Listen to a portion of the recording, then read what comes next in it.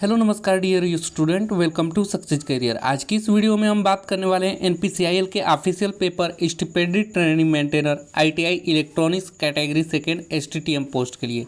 जैसा कि एनपीसीआईएल रावत भाता राजस्थान साइड का आप लोग को एडमिट कार्ड भी आने लगा है और आप पेपर जल्दी है, तो रावत भाता राजस्थान साइड में एनपीसीआईएल की ये ऑफिशियल पेपर है जो कि इलेक्ट्रॉनिक्स वालों के लिए पेपर सेकेंड एडवांस टेस्ट है। ठीक है, ये पेपर सेट ए है जिसमें आप लोग देखेंगे आपको सेम टू सेम ऐसा ही पेपर देखने को मिलेगा और जिसमें आपको निर्धारित समय 120 मिनट और मैक्सिमम मार्क 150 अंक का मिलेगा, जिसमें आप लोग का इलेक्ट्रॉनिक्स से जो कि एडवांस पेपर है, पेपर सेकंड में आप लोग को 50 क्वेश्चन देखने को मिलेंगे। इस पुस्तक में 50 क्वेश्चन आएंगे आप लोगों को आईटीआई इलेक्ट्रॉनिक्स से सेकेंड पेपर में स्टेज 2 यानी कि एडवांस पेपर में, जिसमें आप लोग को 3 मार्क्स मिलेगा प्रत्येक क्वेश्चन का आंसर सही होने पर। और यदि एक आंसर आप गलत कर रहे हैं तो एक आंसर क्या कर लिया जाएगा, डिडक्ट कर लिया जाएगा। तो ये इंस्ट्रक्शन कुछ है जो कि स्टूडेंट को पढ़ लेना चाहिए, आप लोग पढ़ लीजिएगा।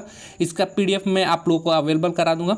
देखिए, पीडीएफ के लिए आपको लिंक डिस्क्रिप्शन बॉक्स में मिल जाएगा, तो वहाँ से जाकर एनपीसीआईएल के 18 प्रैक्टिस सेट हैं जो आपको मिल जाएंगे, लिंक डिस्क्रिप्शन बॉक्स में मिल जाएगा। चलिए, आईटीआई इलेक्ट्रॉनिक्स वर्ग सेकेंड एसटीटीएम एडवांस पेपर के हम लोग डिस्कस करते हैं। तो सबसे पहले यहाँ पे पहला क्वेश्चन है, देखिए, select correct option for Ohm's law. Ohm सूत्र का सही विकल्प चुने। तो V = I × R होता है ना, तो V = I × R कौन से ए ऑप्शन में सही है, तो ए ऑप्शन सही हो जाएगा। नेक्स्ट क्वेश्चन सेकेंड नंबर का देखिएगा, दिया है we require a resistor for 47 kilowatt with ±10% tolerance. The sequence of colour band on this resistor would be. हमें 47 किलो ओम ±10% टॉलरेंस के प्रतिरोधक की आवश्यकता है। इस प्रतिरोधक पर रंग बैंड का क्रम क्या होगा? तो रंग बैंड का क्रम जो होगा ये आप लोग नोट कर लीजिएगा, पीला, बैंगनी, नारंगी और रजत, यानी कि yellow, violet, orange and silver colour का होगा। नेक्स्ट क्वेश्चन 3 नंबर दिया है, how many diodes are required in full wave bridge rectifier. Full wave bridge rectifier में कितने डायोड की आवश्यकता होगी? तो ये डायोड की आवश्यकता होगी 4 डायोड की। ऑलरेडी मैंने प्रिलिमिनरी टेस्ट यानी कि स्टेज फर्स्ट के लिए आप लोगों को वीडियो बना दिया था आईटीआई कैटेगरी वालों के लिए, लिंक आपको डिस्क्रिप्शन बॉक्स में मिल जाएगा। तो आप लोग प्रिलिमिनरी टेस्ट को भी देख लीजिएगा कैसे आप लोगों को क्वेश्चन पूछता है। वैसे एनपीसीआईएल के 18 प्रैक्टिस सेट में सभी चीज़ें आप लोगों को मिल जाएंगी। नेक्स्ट देखिए, दिया है the base of A transistor is doped. एक ट्रांजिस्टर के बेस को से डोप किया जाता है किसके द्वारा? तो यहाँ पे देखिए, हेविली, मॉडरेटली, लाइटली यानी हल्की से, या नन ऑफ दिस। तो यहाँ करेक्ट आंसर क्या हो जाएगा? सी हो जाएगा, लाइटली, हल्की मात्रा में। नेक्स्ट क्वेश्चन 5 नंबर देखिएगा, the most commonly use semiconductor element is ... सबसे अधिक इस्तेमाल किए जाने वाला अर्धचालक पदार्थ कौन सा है? कॉपर है, एल्युमिनियम है, कार्बन है या सिलिकॉन है? तो सबसे ज़्यादा प्रयोग में आने वाला, इस्तेमाल में आने वाला कौन सा है? सिलिकॉन है। नेक्स्ट क्वेश्चन देखिएगा 6 नंबर दिया है, amplification factor of a circuit is 550 to make it oscillator feedback factor should be ... एक एम्पलीफायर का प्रवर्धक कारक 50 है, इसे ऑसिलेटर के रूप में काम कराने के लिए फीडबैक कारक कितना होगा? तो जो फीडबैक कारक होगा वो है 1/50। ठीक है, नेक्स्ट क्वेश्चन पे चलते हैं। 7 नंबर दिया है, which among the following factor affect the output voltage of an unregulated power supply. निम्नलिखित कारकों में से कौन सा एक अनियंत्रित पावर सप्लाई के आउटपुट वोल्टेज को प्रभावित करता है? लोड धारा, input voltage, both A and B, या नन ऑफ दिस। तो करेक्ट आंसर क्या हो जाएगा? None of this, A and B दोनों। नेक्स्ट क्वेश्चन बढ़ते हैं 8 नंबर पे, दिया है in an intrinsic semiconductor number of holes will be equal to the number of. एक अंतस्थ अर्धचालक में होल की संख्या कितने की संख्या के बराबर होता है? प्रोटॉन की, मुक्त इलेक्ट्रॉन की, न्यूट्रॉन की, इसमें किसके संख्या के बराबर होता है ये आपको बताना है, एक अंतस्थ अर्धचालक की होल की संख्या। तो यहाँ करेक्ट आंसर क्या हो जाएगा? ये जो होता है होल की संख्या फ्री इलेक्ट्रॉन की संख्या के बराबर होता है। नेक्स्ट क्वेश्चन देखिएगा 9 नंबर दिया है, in a transistor the base current is about ... of the emitter current. एक ट्रांजिस्टर में बेस धारा एमीटर का धारा का कितना परसेंट होता है? 5%, 20%, 30% या 50%? तो करेक्ट आंसर क्या हो जाएगा? ये जो होता है एमीटर धारा का 5% होता है एक ट्रांजिस्टर बेस धारा। नेक्स्ट क्वेश्चन है 10 नंबर दिया है, when transistor are use in digital circuit they usually operate in the dot region. जब ट्रांजिस्टर को डिजिटल सर्किट में उपयोग किया जाता है तो यह आमतौर पर किसके क्षेत्र में काम करता है, एक्टिव क्षेत्र में या भंजन क्षेत्र में यानी कि ब्रेकडाउन क्षेत्र में, या सेचुरेशन एंड कट ऑफ क्षेत्र में, या लीनियर क्षेत्र में। तो यहाँ करेक्ट आंसर क्या हो जाएगा, सी हो जाएगा, सेचुरेशन एंड कट ऑफ क्षेत्र में काम करता है। नेक्स्ट क्वेश्चन 11 नंबर पर बढ़ते हैं। 11 नंबर का क्वेश्चन है, zener diode is commonly used as. Zener diode का आमतौर पर किस में उपयोग किया जाता है, करंट सोर्स में, धारा सोर्स में, एम्पलीफायर में, रेक्टिफायर में, या वोल्टेज रेगुलेटर में, वोल्टेज नियंत्रक में। तो इसका करेक्ट आंसर क्या हो जाएगा, वोल्टेज रेगुलेटर में इसका प्रयोग किया जाता है। जेनर डायोड का आमतौर पर प्रयोग किस में होता है, वोल्टेज रेगुलेटर में। नेक्स्ट क्वेश्चन देखिएगा 12 नंबर दिया है, choose correct option in A common ammeter transistor daughter. सही विकल्प को चुने, एक कॉमन एमीटर ट्रांजिस्टर में क्या होता है। तो देखिए कॉमन ट्रांजिस्टर में होता है I E equal to I B plus I C, correct answer B हो जाएगा। नेक्स्ट क्वेश्चन देखिएगा, in a PNP transistor the current carrier are dot dot. एक पीएनपी ट्रांजिस्टर में कौन सा विद्युत धारा का वाहक होता है, डोनर आयन, एक्सेप्टर आयन, या मुक्त यानी फ्री इलेक्ट्रॉन, या होल। तो करेक्ट आंसर क्या हो जाएगा, जो होल्स होते हैं एक पीएनपी ट्रांजिस्टर में होल विद्युत धारा के वाहक होते हैं।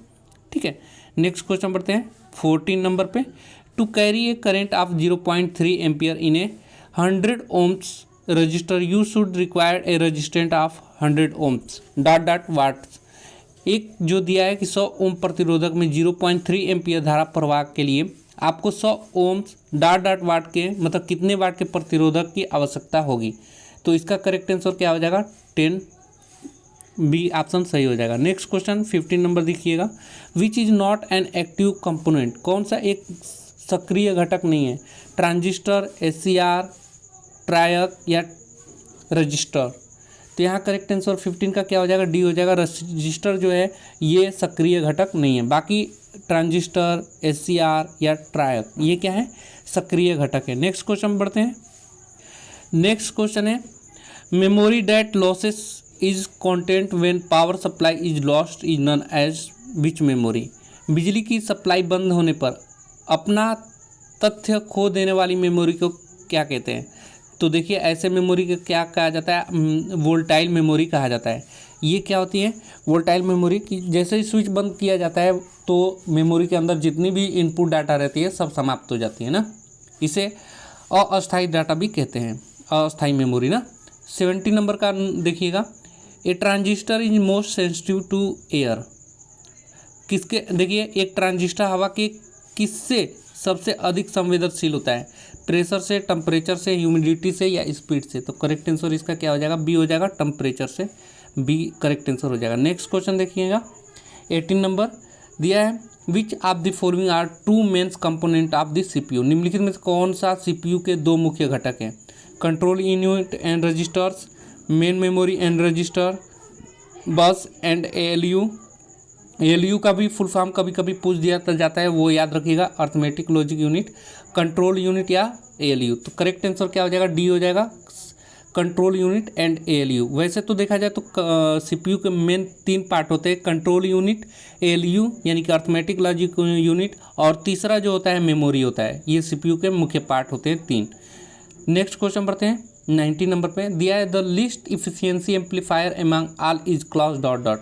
सभी वर्गों के एम्पलीफायर में से डॉट डॉट वर्ग का एम्पलीफायर में सबसे कम दक्षता होती है। तो सबसे कम दक्षता किसकी होती है, तो ए का होता है। ए जो वर्ग है का एम्पलीफायर सबसे कम दक्षता की होती है। नेक्स्ट क्वेश्चन 20 नंबर दिया है, the input frequency of a bridge rectifier is 15 hertz, then its output frequency will be dot hertz. यदि एक ब्रिज रेक्टिफायर की इनपुट आवृत्ति 50 हर्ट्ज है, फिर इसकी इसकी आउटपुट रिपल की आवृत्ति कितना हर्ट्ज होगा। तो ये कितना हर्ट्ज होगा, तो ये हर्ट्ज होगा 100 हर्ट्ज होगा ना। नेक्स्ट क्वेश्चन 21 नंबर देखिएगा, if 40 Coulomb's of A charge flow past A point of conductor is 20 second, calculate the current. यदि 20 सेकेंड कंडक्टर के एक बिंदु से 40 कूलम का चार्ज प्रवाहित होता है तो विद्युत धारा की गणना कीजिए। तो विद्युत धारा कितना होगा, गणना करेंगे तो ये जो हो जाएगा 2A हो जाएगा, 2 ampere. Next question, if 1 kilo ohms and 2 kilo ohms resistor are connected in parallel cross a 12 volt supply, how much current passes through the 2 kilo ohms resistor in MA। ठीक है, तो यहाँ पे करेक्ट आंसर क्या हो जाएगा, देखिए यदि 1 किलो ओम्स 2 किलो ओम्स के प्रतिरोधक को 12 वोल्ट सप्लाई में समांतर जोड़ते हैं तो 2 किलो ओम्स प्रतिरोधक से MA में कितना विद्युत धारा प्रवाहित होगा। करेक्ट आंसर क्या हो जाएगा इसका, बी पार्ट्स हो जाएगा 6। नेक्स्ट क्वेश्चन देखिएगा, 40 into 10⁻³ ampere is same as ... 40 into 10⁻³ ampere कितने के समान है। तो देखिए ये कितने के समान है, तो ये समान है 40 MA के बराबर ना। नेक्स्ट क्वेश्चन देखिएगा, if the period of a signal is 10 microsecond then calculate the frequency of the signal. दिया है यदि किसी सिग्नल की समयावधि 10 माइक्रोसेकेंड है तो सिग्नल की आवृत्ति की गणना कीजिए। तो कितना होगा, सिग्नल की आवृत्ति जो होगी वो होगा 100 किलो हर्ट्ज। ठीक है, 25 नंबर देखिएगा, normally zener diode is connected reverse mode, forward mode, both and B या नन ऑफ दी। आमतौर पर जेनर डायोड किसके रूप में जुड़ा होता है, फॉरवर्ड मोड में, रिवर्स मोड में। तो करेक्ट आंसर क्या हो जाएगा यहाँ पे, बी पार्ट्स हो जाएगा, रिवर्स मोड में जुड़ा होता है जेनर डायोड आमतौर पे। नेक्स्ट क्वेश्चन देखिए, to increase the current in serial RL circuit the frequency should be. दिया है एक श्रृंखला RL सर्किट में धारा को बढ़ाने के लिए आवृत्ति को क्या होना चाहिए, कांस्टेंट होना चाहिए, डिक्रीज होना चाहिए, इंक्रीज होना चाहिए, कैन नॉट बी डिसाइड नहीं कर सकते। तो इसका करेक्ट आंसर क्या आ जाएगा, 26 का बी पार्ट सही हो जाएगा, डिक्रीज होना चाहिए, घटना चाहिए। नेक्स्ट क्वेश्चन 27 नंबर देखिएगा, दिया है यहाँ पे ये एक सर्किट बना दिया है, एबो इज द सिंबल फॉर, ऊपर का प्रतीक किसका है, डायोड का है, कैपेसिटर का है, PNP ट्रांजिस्टर का है, तो NPN ट्रांजिस्टर का है। तो इसे देखकर आप लोगों को प्रतीक भी आना चाहिए, प्रतीक से भी आपका क्वेश्चन आएगा, तो प्रतीक अच्छे से देखकर जाइएगा सिंबल्स के लिए। तो यहाँ पे 27 का करेक्ट आंसर क्या हो जाएगा, सी पार्ट्स हो जाएगा, PNP ट्रांजिस्टर का ये क्या है, सिंबल है। नेक्स्ट क्वेश्चन देखिएगा 28 नंबर दिया है, calculate the percentage of regulation of voltage if V no load equal to 20 volt and V full load equal to 19.8 volt. यदि वी नो लोड 20 वोल्ट है और वी फुल लोड 19.8 वोल्ट है तो फिर voltage नियंत्रण का प्रतिशत की गणना कीजिए। तो इसकी प्रतिशत कितनी हो जाएगी, सी हो जाएगा 1%।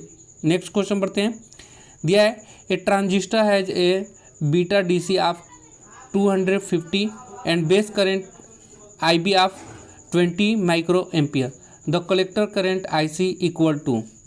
तो देखिए एक ट्रांजिस्टर में बीटा DC जो है 250 है और बेस धारा यानी कि IB 20 माइक्रो एम्पियर है, कलेक्टर धारा IC कितने के बराबर होगा। तो कलेक्टर IC कितने के बराबर होगा, 5 MA के बराबर होगा। नेक्स्ट 30 नंबर का क्वेश्चन देखिएगा, दिया है the output voltage phase angle of a transformer with respect to input voltage is which degree.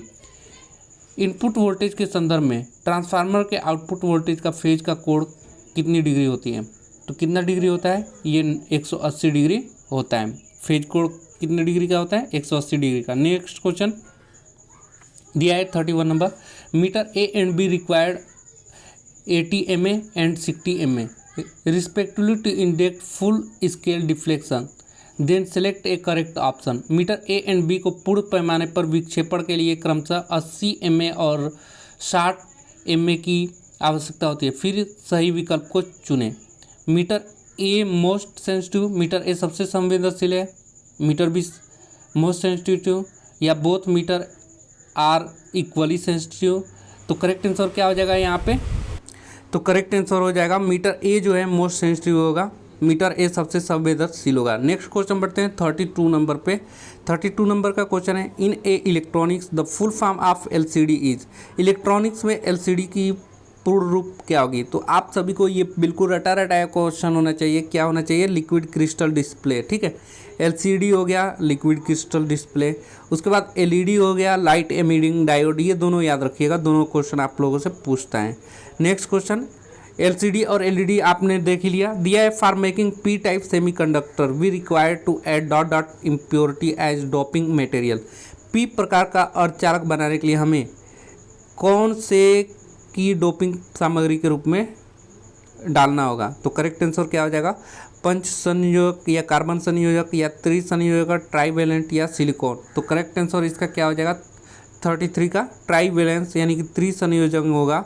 Impurities में आपको डोपिंग मटेरियल के रूप में मिलाना होगा। नेक्स्ट क्वेश्चन 34 नंबर दिया है for increase the voltage rating zener diode are connected in the parallel series parallel श्रृंखला या none of this. Voltage rating बढ़ाने के लिए जेनर डायोड को जोड़ा जाता है। किस में जोड़ा जाता है? समांतर में, श्रृंखला में, श्रृंखला समांतर में या श्रृंखला या इनमें से कोई नहीं। तो करेक्ट आंसर क्या हो जाएगा? इसे सीरीज में जोड़ा जाता है, श्रृंखला में जोड़ा जाता है। Next question, only a single transistor can be use to build which of the following digital logic gets.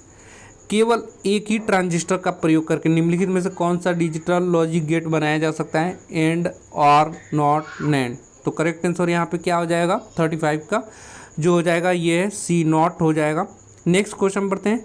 The ripple factor of amplifier is also known as. एक कॉमन कलेक्टर एम्पलीफायर के किसके रूप में भी जाना जाता है? कलेक्टर फ्लोअर्स के रूप में, बेस फ्लोअर्स के रूप में, एमीटर फ्लोअर्स के रूप में या सोर्स फ्लोअर्स के रूप में।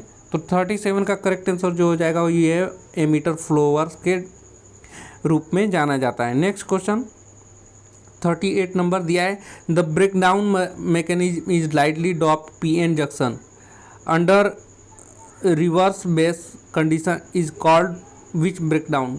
कौन से ब्रेकडाउन के नाम से जाना जाता है? पश्चिमी दिशक अभिनति की स्थिति के तहत, ठीक है, डोप किए गए पीएन जंक्शन में भंजन अभिलक्षण को किस भंजन अभिलक्षण के नाम से जाना जाता है या कहा जाता है? तो देखिए इसका करेक्ट आंसर हो जाएगा 38 का जो होगा एवेलेंस यानी कि हिम स्खलन के नाम से जाना जाएगा। नेक्स्ट क्वेश्चन देखिएगा, in binary the decimal value of 26 plus 27 will be produce a sum of. दशमलव में 26 प्लस 27 का मान द्विआधारी में कितना होगा? देखिए बाइनरी सिस्टम में इसे कन्वर्ट करेंगे तो ये कितना आएगा? 110101। करेक्ट आंसर सी हो जाएगा। नेक्स्ट क्वेश्चन देखिएगा, galvanometer connected with high resistance in series is use as. श्रृंखला में उच्च प्रतिरोध से जुड़े गैल्वेनोमीटर का उपयोग किसके रूप में किया जाता है? अमीटर के रूप में, वोल्ट मीटर के रूप में, वाट मीटर के रूप में या ओम मीटर के रूप में। तो 40 का करेक्ट आंसर क्या हो जाएगा? वोल्ट मीटर के रूप में गैल्वेनोमीटर का उपयोग किया जाता है, वोल्ट मीटर के रूप में। नेक्स्ट क्वेश्चन 41 नंबर दिया the common mode gain of OP-MP is. Op amp का कॉमन मोड गेन क्या होता है? बहुत ज़्यादा होता है, बहुत कम होता है या हमेशा एक होता है? ऑलवेज यूनिटी या अनप्रिडिकेटेबल या अप्रत्याशित होता है। तो 41 का करेक्ट आंसर क्या हो जाएगा? वेरी लो होता है, बहुत ही कम होता है। Next question, to work as a oscillator the total phase shift of the loop gain of an amplifier must be equal to. Oscillator के रूप में काम करने के लिए एम्पलीफायर के लूप गेन का कुल फेज शिफ्ट कितना होना चाहिए? ये आपको बिल्कुल रट लेना चाहिए। कुल फेज वैल्यू कितना होना चाहिए? 360 डिग्री होना चाहिए। Next question, in term of the division on screen the voltage of wave form on CRO is dot voltage. CRO screen पर विभाजन के संदर्भ में तरंग का वोल्टेज कितना होना चाहिए? कितना वोल्टेज होना चाहिए? एवरेज वोल्टेज होना चाहिए या आरएमएस होना चाहिए यानी कि वर्गमाध्य मूल्य होना चाहिए? पिक टू पिक, शिखर से शिखर तक होना चाहिए या पिक होना चाहिए? तो यहाँ करेक्ट आंसर क्या हो जाएगा? सी हो जाएगा, पिक टू पिक होना चाहिए ना। नेक्स्ट क्वेश्चन देखिएगा 44 नंबर दिया है thermocouple are used for the measurement of. Thermocouple का प्रयोग किसके मापने के लिए उपयोग किया जाता है? डेंसिटी का, टेम्परेचर का, प्रेशर का या फ्लो का? तो करेक्ट आंसर इसका क्या हो जाएगा? जो थर्मोकपल होता है ये टेम्परेचर मापने के लिए उपयोग किया जाता है। Next question, 5 number of 2 volt cells are connected in parallel the output voltage is. 5 2 volt के सेल समांतर में जोड़े जाते हैं, आउटपुट वोल्टेज कितना होगा? तो बिल्कुल करेक्ट आंसर इसका क्या हो जाना चाहिए? 2 वोल्ट ही होना चाहिए। Next question, how many leads are 45 का क्या हो गया 2 वोल्ट, ठीक है। How many leads are present in transistor, transistor में कितने लीड मौजूद होते हैं, 1 2 3 4। तो करेक्ट आंसर क्या हो जाएगा, तो 3। यहाँ पे ट्रांजिस्टर में कितने लीड मौजूद होते हैं, 3 लीड मौजूद होते हैं। नेक्स्ट क्वेश्चन देखिएगा, wheat stone bridge is primarily use for measurement of, एक व्हीट स्टोन ब्रिज जो है मुख्य रूप से क्या मापने के लिए उपयोग किया जाता है, प्रतिरोधक, कैपेसिटेंस, फ्रीक्वेंसी या प्रेशर। आप सभी को व्हीट स्टोन ब्रिज के बारे में पता होता है कि व्हीट स्टोन ब्रिज जो होता है मुख्य रूप से क्या नापता है, तो ये प्रतिरोधक यानी रेजिस्टेंस को नापता है। नेक्स्ट क्वेश्चन देखिएगा, आइडेंटिटी द इलेक्ट्रॉनिक्स कंपोनेंट, एक सिंबल आप लोग को दे दिया है एनोड कैथोड और ये सिंबल आप लोग को दिया है, ये इलेक्ट्रॉनिक्स घटक की पहचान कीजिए। ये क्या है आप लोग का, डायोड है, ट्रांजिस्टर है, बैटरी है या कैपेसिटर है। तो देखिए यहाँ पे 2 प्रतीक आपको क्वेश्चन देखने को मिल गया, तो आप प्रतीक अच्छे से देकर जाइएगा। दो क्वेश्चन आपको आपके एग्जाम में रखा रहेगा, ठीक है। तो 48 का क्या हो जाएगा, डायोड करेक्ट आंसर हो जाएगा। नेक्स्ट क्वेश्चन देखिएगा, with 30 ampere of current is 1.2 ohm resistor, the voltage V is कितना होगा, 1.2 ओम प्रतिरोधक में धारा 30 एम्पियर है, तो वोल्टेज कितना होगा, तो वोल्टेज जो होगा ये कितना होगा, D हो जाएगा यानी 36 वोल्ट। अभी तक देखिए NPCIL के 18 प्रैक्टिस प्रीवियस ईयर को आपने डाउनलोड नहीं किया है तो जाकर डाउनलोड कर लीजिए, लिंक डिस्क्रिप्शन बॉक्स में मिल जाएगा। और NPCIL से रिलेटेड सभी वीडियो की लिंक आपको डिस्क्रिप्शन बॉक्स में मिल जाएगा। नेक्स्ट क्वेश्चन है, पहले dot circuit is tank circuit, समांतर सर्किट एक टैंक सर्किट होता है, कैपेसिटर इंडक्टर्स या रजिस्टर इंडक्टर। तो करेक्ट आंसर क्या हो जाएगा इसका, कैपेसिटर इंडक्टर करेक्ट आंसर हो जाएगा। तो देखिए मैंने NPCIL के ऑफिशियल पेपर को, जो कि ITI इलेक्ट्रॉनिक्स एडवांस पेपर है, आप लोगों को मैं पूरी करा दिया।